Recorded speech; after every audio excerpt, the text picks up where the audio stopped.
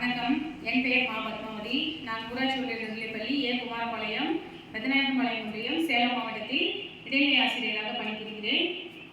Online கல்வி radio team மற்றும் கல்வி கண்திறந்த காமராஜர் அறக்கட்டளை இணைந்து நடத்தும் வல்லவனுக்கு புல்லும் ஆயுதம் என்ற தன்னார்வல் படைப்பாற்றல் செயல்பாட்டில் 5ஆம் வகுப்பு மாணவி கீர்த்திகா அவர்கள் நுரையீரல் செயல்படும் மாதிரியை செய்திருக்கிறார். அதை பற்றி இப்பொழுது உங்களுக்கு விளக்குவார்.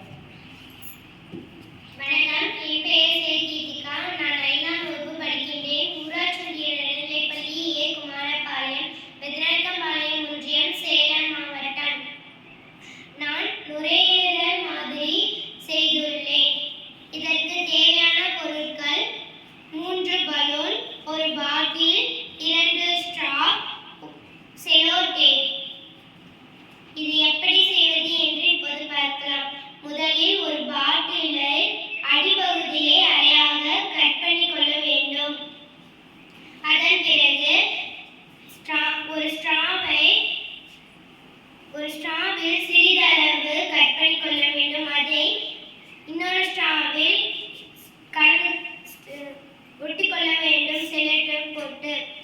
அதன் பிறகு அதில் பலூனை ஒட்டி கொள்ள வேண்டும். 2 இதிலையும் ஒட்டி கொள்ள வேண்டும். அதை காற்று புகாத மாதிரி செல்லோ டேப் போட்டு ஒட்டி கொள்ள வேண்டும். மூடியில் ஓட்டை போட்டு அந்த ஸ்ட்ராவை உள்ளே துருத்திக் கொள்ள வேண்டும். அதன் பிறகு மூடியை மூடி விட்டுறணும். அதன் பிறகு பாட்டில் அடியில் பலூனை மாட்டிக்கொள்ள வேண்டும். அதில் காற்று புகாத மாதிரி நாம் செல்லோ டேப் போட்டு ஒட்டிக்கொள்ள வேண்டும். இது இப்போது எப்படி செயல்படுவது என்று பார்க்கலாம். இதில் அடியில் இருக்கும்போது காற்று உள்ளே போகி பலூன் விரிகிறது.